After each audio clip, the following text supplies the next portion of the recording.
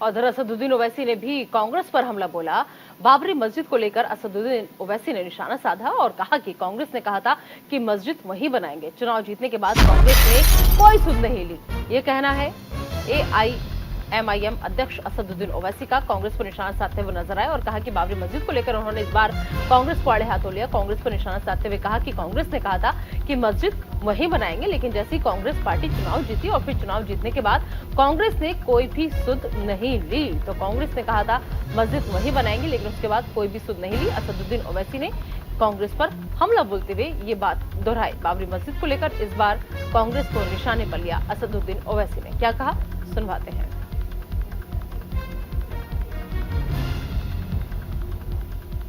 Congress party जब बाबरी मस्जिद का डेमोलिशन हुआ था, तो डेमोलिशन के बाद कांग्रेस पार्टी का एक रेजोल्यूशन है पार्टी का कि हम दोबारा वहां मस्जिद बनाएंगे। समझिए आप, जब कांग्रेस पार्टी की सरकार थी, उनका रेजोल्यूशन है उनकी पार्टी का कि हम बाबरी मस्जिद को वहीं बनाएंगे। क्या हुआ वहां पे फिर? अब कांग्रेस पार्टी बोल रही है, देखिए चुनाव से पहले तो बहुत बातें बोलते, उसके बाद क्या होता आप देख लो। दूसरी बात, आप बोलते कि ये बैन करेंगे, नहीं करेंगे। भाई आप शेटकर साहब को पार्टी में लिए, उन्होंने जिंदगी उनकी आरएसएस से शुरू हुई। हाँ, उनकी जिंदगी आरएसएस से शुरू हुई पूरा। उन्होंने बीजेपी के फाउंडर्स में से है, उन्होंने कांग्रेस में चले गए। तो क्या है आपका ये, मेरे को नहीं मालूम। देखेंगे क्या होता है इलेक्शन के बाद। चीन के यूनान प्रांत में भूकंप के झटके महसूस किए गए हैं। रिक्टर स्केल पर 5.2 तीव्रता मापी गई है। तो अहम खबर, बड़ी खबर आपको हम बता रहे हैं। चीन के यूनान प्रांत में भूकंप के झटके महसूस किए गए हैं। रिक्टर स्केल पर 5.2 इसकी तीव्रता मापी गई है।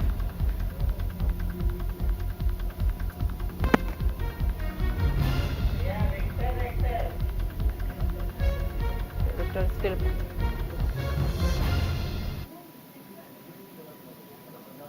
और चलिए आगे बढ़ते हैं और अब बात करेंगे गो फर्स्ट को कारण बताओ नोटिस जारी किया गया है। डीजीसीए ने कारण बताओ नोटिस जारी किया है। फ्लाइट रद्द होने पर एयरलाइंस को नोटिस दिया गया है। दिवालिया होने की कगार पर दरअसल गो फर्स्ट जो है वो पहुंच चुका है और आज से 5 मई तक गो फर्स्ट उड़ाने नहीं भर सकेंगी। तो अहम खबर, बड़ी खबर आपको हम बता रहे हैं। डीजीसीए ने कारण बताओ नोटिस जो है वो जारी किया है। फ्लाइट दरअसल रद्द हुई और फ्लाइट रद्द होने के बाद एयरलाइंस को ये नोटिस दिया गया है। तो गो फर्स्ट को कारण बताओ नोटिस दिया गया है क्योंकि इस वक्त गो फर्स्ट जो है वो दिवालिया होने की कगार पर एयरलाइंस कंपनी खड़ी है और आज से 5 मई तक गो फर्स्ट जो है वो फिलहाल उसकी कोई भी फ्लाइट उड़ान नहीं भरेगी और इसी वजह से गो फर्स्ट को कारण बताओ नोटिस जारी किया गया है और डीजीसीए ने ये कारण बताओ नोटिस जारी किया है। मैं सुबह 3 बजे मेरठ से निकला था, मुझे अहमदाबाद जाना था। यहाँ आने के बाद मुझे पता चला कि फ्लाइट रद्द हो गई है। सुबह 3 बजे उठ के मैं मेरठ से यहाँ के लिए आया हूँ और यहाँ आने के बाद मुझे जानकारी हो रही है कि फ्लाइट कैंसिल हो गई है। कोई ठीक से बताने के लिए भी तैयार नहीं है। तो ऐसी स्थिति में इतनी परेशानियां हो रही हैं, इतने जरूरी काम थे हमारे, वो सारे के सारे रुक गए। फ्लाइट वालों को कम से कम सोचना चाहिए, सारे पैसेंजर्स परेशान हैं। आज जो पेमेंट दी थी उसके बारे में भी कोई जानकारी नहीं, किसी ने कोई जानकारी नहीं दी।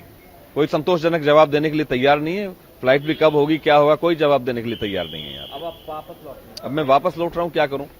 मुझे वहां यूनिवर्सिटी में जाना था, अंबेडकर ओपन यूनिवर्सिटी में, इसलिए मुझे वापस लौटना पड़ रहा है।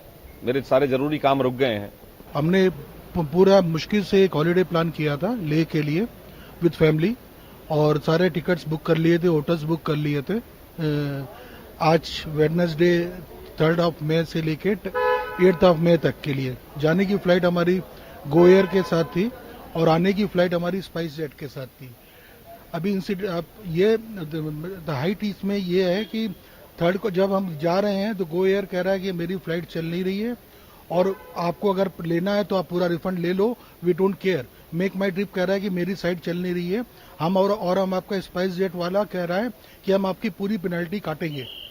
जो 80% आपने पेमेंट दिया है क्योंकि इसमें मेरा फॉल्ट नहीं है और जब इसके वो 80% पेनल्टी काट रहा है स्पाइस जेट और मेक माई ट्रिप बोल रहा है कि मैं उस पेनल्टी के ऊपर मैं सर्विस चार्जेस और कन्वीनियंस फीस भी चार्ज करूंगा।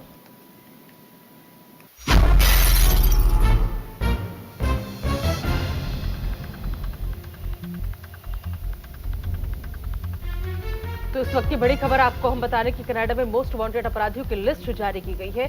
कनाडा में मोस्ट वांटेड हुआ गैंगस्टर गोल्डी बराड़ और टॉप 25 अपराधियों की सूची में गोल्डी बराड़ का नाम शामिल है। तो कनाडा में गोल्डी बराड़ पर हत्या के आरोप जो है वो लगे हुए हैं। इंटरपोल के कहने पर कनाडा पुलिस की इस पूरी कार्रवाई को देखा जा रहा है। गैंगस्टर गोल्डी बराड़ पंजाबी सिंगर सिद्धू मूसावाले हत्याकांड का मुख्य आरोपी है। तो अहम खबर, बड़ी खबर, दरअसल आपको बता दें कि टॉप 5 अपराधियों की सूची में गोल्डी बराड़ का नाम शामिल है और इंटरपोल के कहने पर यह कार्रवाई की गई है। तो कनाडा में मोस्ट वांटेड अपराधियों की लिस्ट जारी की गई है और इस लिस्ट में आपको बता दें कि कनाडा में most wanted gangster Goldy Brar इस लिस्ट में शामिल है।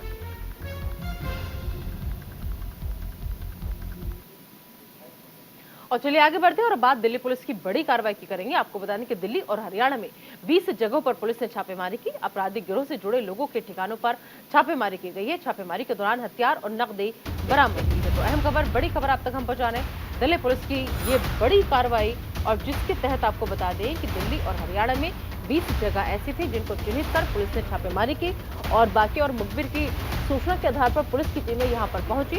आपराधिक गिरोह से जुड़े जो भी लोगों के ठिकाने थे उन ठिकानों को पहले चिन्हित किया गया, उसके बाद में वहां पर जाकर के छापेमारी की गई और छापेमारी के दौरान हथियार और नकदी भी पुलिस की टीम को बरामद हुई है। तो अहम खबर, बड़ी खबर, ये दिल्ली पुलिस की बड़ी कार्रवाई सामने आ रही है और जिसके तहत आपको हम बता दें कि कई जगह ऐसी हैं जहां पर पुलिस ने छापेमारी की है और इनमें 2 राज्य दिल्ली और हरियाणा जहां पर 20 जगहों पर पुलिस ने छापेमारी की और इस छापेमारी के दौरान दरअसल जो आपराधिक गिरोह से जुड़े हुए लोग थे उनके ठिकानों को निशाना बनाया गया, उनके ठिकानों पर जाकर के छापेमारी की गई है और इस तलाशी अभियान में छापेमारी के दौरान हथियार और नकदी भी पुलिस की टीम को बरामद हुए हैं।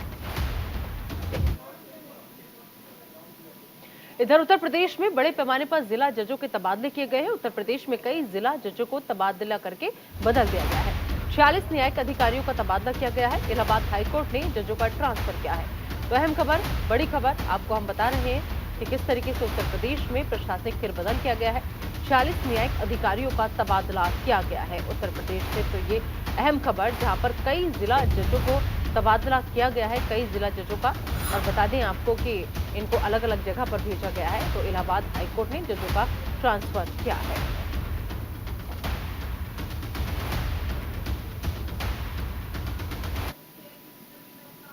चलिए बढ़ते हैं आगे और अगली खबर हरिद्वार से, जहां उत्तराखंड के कैबिनेट मंत्री प्रेमचंद अग्रवाल द्वारा एक शख्स को पीटने का वीडियो सोशल मीडिया पर जमकर वायरल हो रहा है।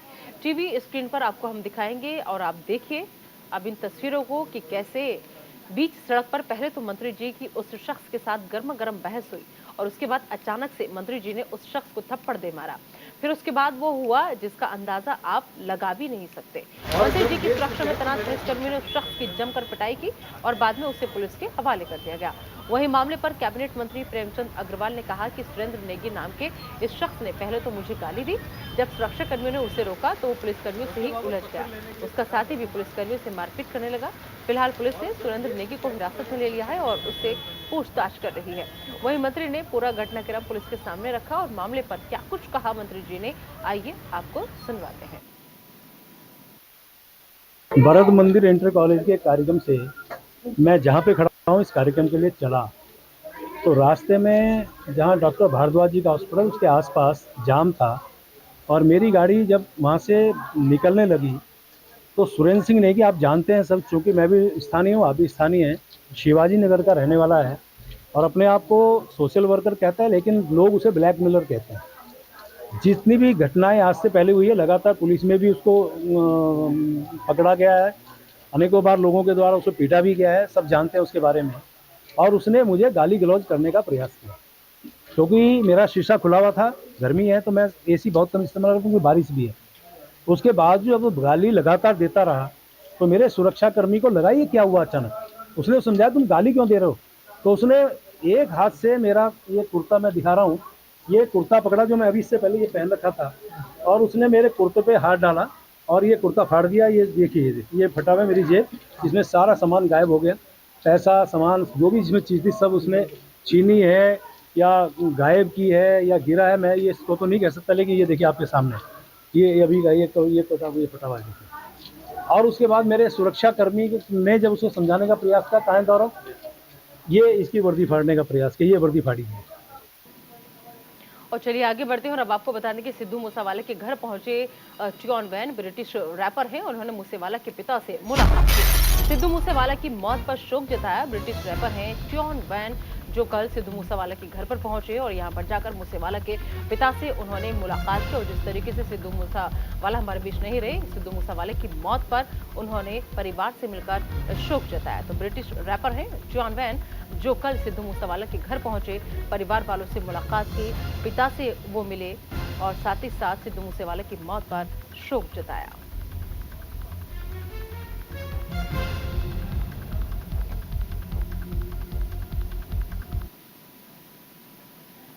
फिलहाल इस बुलेटिन में अभी के लिए इतना ही। आप दीजिए इजाजत, लेकिन बने रहिए न्यूज़ इंडिया के साथ।